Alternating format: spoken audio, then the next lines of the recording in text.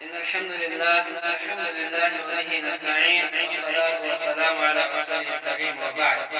عن عبد الله بن مغفل رضي الله عنه قال: رأيت رسول الله صلى الله عليه وسلم يوم فتح مكة على ناقته وهو يقرأ سورة الفتح يرجع.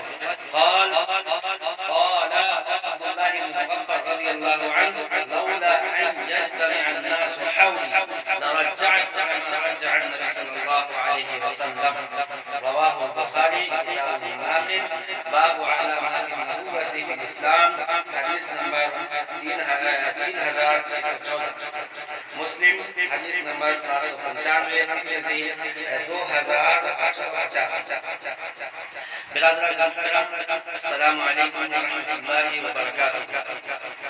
فضائل قرآن مجید کے سلسلے میں ہماری یہ تیسری نشست خدمت ہے، اس میں کے ساتھ اللہ رب العالمین ہمیں قرآن مجید کی فضائل کو سمجھنے اور قرآن تعلیمات پر عمل کرنے کی توفیق عنایت فرمائے.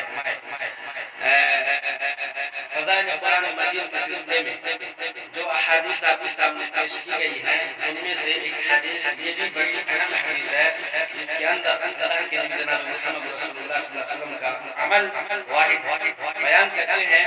حضرت عبداللہ بن مغفل رضی اللہ تعالیٰ عنہ بیان کرتے ہیں کہ میں نے رسول اللہ صلی اللہ علیہ وسلم کو فتح مکہ کے موقع پر دیکھا. آپ اپنے اونٹ پر سوار ہیں اور خوشحالی کے ساتھ قرآن کریم کی سورت الفتح کی تلاوت فرما رہے ہیں اور ترجیع کے ساتھ یعنی بار بار دہرا رہے ہیں. بیان کرتے ہیں بیان کرتے ہیں کہ اگر مجھے اس بات کا اندیشہ نہ ہوتا، خطرہ نہ ہوتا کہ لوگ مجھے گھیر لیں گے تو میں بھی اسی طرح تلاوت کر کے دکھاتا جیسے کہ رسول اللہ صلی اللہ علیہ وسلم نے تلاوت کی تھی اور پڑھ کر سنایا تھا. اس حدیث کے اندر جو باتیں ہمیں اہم معلوم ہوتی ہیں وہ یہ کہ ترجیع کے معنی ہوتے ہیں رجع کے معنی ہوتے ہیں لوٹانے کے، دہرانے کے، یعنی ایک آیت کو ایک بار، دو بار، تین بار پڑھنا. اس کا کہنا ہے کہ ترجیع سے مراد آواز کو دراز کرنا ہے. آپ صلی اللہ علیہ وسلم اس وقت اونٹنی پر سوار تھے، اس لیے حرکت کی وجہ سے آواز میں امتداد پیدا ہو گیا تھا. اس حدیث کے اندر یہ بات یہ آئی ہے کہ قرآن کریم اللہ کے نبی صلی اللہ علیہ وسلم کو سلحانی کے ساتھ خوبصورت ترین آواز میں پڑھا کرتے تھے اور اس بات پر دلیل ہے کہ قرآن مجید کو خوبصورت انداز میں پڑھنا چاہیے.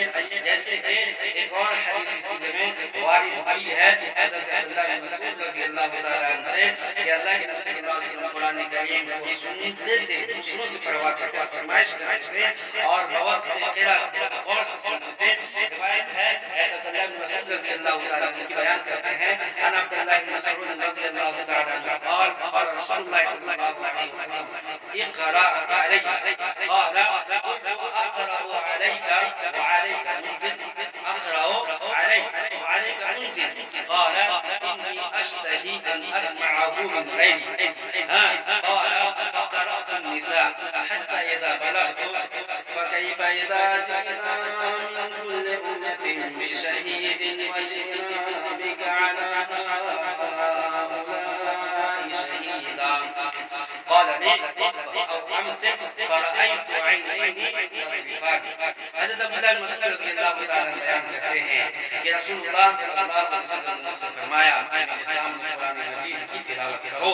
اقرأ علی کہ میرے اوپر قرآن مجید، میرے سامنے قرآن مجید کی تلاوت کرو. قال کہتے ہیں عبداللہ بن مسعود رضی اللہ تعالیٰ عنہ قلت اقرأ علیک وعلیک انزل کہ میں آپ کے اوپر قرآن پڑھوں جبکہ آپ کے اوپر تو قرآن مجید نازل ہوا ہے. قال والله کے نبی جناب محمد رسول اللہ صلی اللہ علیہ وسلم فرمایا انی اشتہی ان اسمعه من غیری، میں چاہتا ہوں کہ کسی اور سے قرآن کریم کی تلاوت سنوں.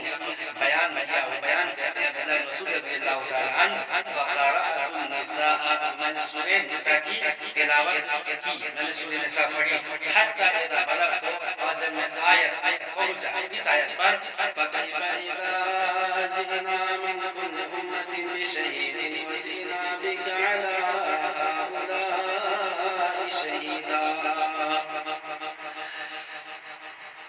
فرمایا فقال مجھ سے کہا کف ٹھہر جا اور امسک یا رک جا. فرأيت عينيه تدمعان, میں نے دیکھا کہ اللہ کے نبی صلی اللہ علیہ وسلم کی دونوں آنکھوں سے آنسو بہ رہے ہیں. آیت میں اس آیت میں روز محشر اللہ کے نبی اللہ کے رسول صلی اللہ علیہ وسلم کہ اس وقت کا ذکر ہے جب آپ اپنی امت پر گواہی کے لیے پیش ہوں گے. اور یہ بہت ہی اہم ترین واقعہ ہے جو اللہ کے نبی صلی اللہ علیہ وسلم تمام امتوں کی گواہی دیں گے اور تمام امتوں پر شہید بنیں گے. اس لیے اللہ کے نبی صلی اللہ علیہ وسلم رونے لگے. اور یہ بات بھی ذہن نشین ہونی چاہیے کہ حضرت عبداللہ بن مسعود رضی اللہ تعالیٰ عنہ قرآن کریم کی تلاوت کرتے تھے اور خوبصورت ترین انداز میں خوشحالی کے ساتھ قرآن کریم پڑھتے تھے. اسی طرح ایک اور حدیث آتی ہے اس سلسلے میں فضائل قرآن کے باب میں ماہرین فن علماء کو قرآن سنانا چاہیے اگر سنانے والا سامنے سے مقام و مرتبہ میں بھی افضل ہو. جیسے کہ حدیث ہے انس بن مالک رضی اللہ تعالی عنہ قال انس بن مالک رضی اللہ تعالی عنہ قال النبي صلی اللہ علیہ وسلم حضرت انس بن مالک رضی اللہ تعالی عنہ بیان کرتے ہیں نبی کریم صلی اللہ علیہ وسلم نے ابی بن کعب رضی اللہ تعالی عنہ سے فرمایا ان اللہ امرنی ان اقرأ علیک, یقیناً اللہ رب العالمین نے مجھے حکم دیا ہے کہ میں آپ کے اوپر پڑھوں لم یکن الذین کفروا قال وسمانی قال نعم اللہ تعالیٰ نے مجھے حکم دیا کہ میں سورہ لم یکن الذین کفروا سناؤں. حضرت ابی بن کعب رضی اللہ تعالیٰ عنہ بولے اللہ تعالیٰ نے میرا نام لیا ہے. کیا اللہ تعالیٰ نے میرا نام لیا ہے؟ آپ صلی اللہ علیہ وسلم نے فرمایا ہاں. اس پر حضرت ابی بن کعب رضی اللہ تعالیٰ عنہ فرد مسرت سے رونے لگے. حضرت اس حدیث میں حضرت ابی بن کعب رضی اللہ تعالیٰ عنہ کی جو عظیم فضیلتوں کا بیان ہے, ایک یہ کہ نبی صلی اللہ علیہ وسلم نے قرآن سنایا اور دوسری یہ کہ اللہ تعالیٰ نے حضرت ابی بن کعب رضی اللہ تعالیٰ عنہ نام لے کر نبی کریم صلی اللہ علیہ وسلم کو کہا کہ آپ قرآن سنانے کے لیے کہیے. اللہ اکبر, یہ بڑی اہم ترین بات ہے. یہ قرآن مجید کے مزید کے فضائل ہوئے. ہم تمام لوگوں کو چاہیے کہ ہم قرآن مجید کو زیادہ سے زیادہ پڑھیں, اس لیے کہ نبی کریم صلی اللہ علیہ وسلم کو سکون اور جب بھی آپ پریشان ہوتے قرآن کریم کی تلاوت کیا کرتے, اٹھتے بیٹھتے جاتے سوتے ہر وقت زبان پر اللہ کا ذکر ہوتا, قرآن کریم کی تلاوت کا مقصد کیا کرتے تھے. اسی طرح صحابہ کرام رضوان اللہ علیہم اجمعین بھی قرآن کریم کی تلاوت کا وقت کیا کرتے تھے اور قرآن کریم سے دلی محبت تھی. اور ایمان کا ایک اہم ترین گوشہ جو ان کی زندگی جو پروان چڑھی تھی, اسی طرح سے قرآن کریم کی محبت سے چڑھی تھی. اور قرآن کریم سے محبت ہی کی وجہ سے اللہ رب العالمین نے ان تمام نفس قدسیہ کی عزت و مقام عطا کیا تھا. اس لیے ہم کو آپ کو چاہیے کہ قرآن کریم کی تلاوت زیادہ سے زیادہ کریں. اللہ ہمیں اس بات کی توفیق دے. اللہ سے دعا ہے کہ اللہ مسلمانوں کو قرآن مجید کے فضائل کو سمجھنے کی توفیق دے.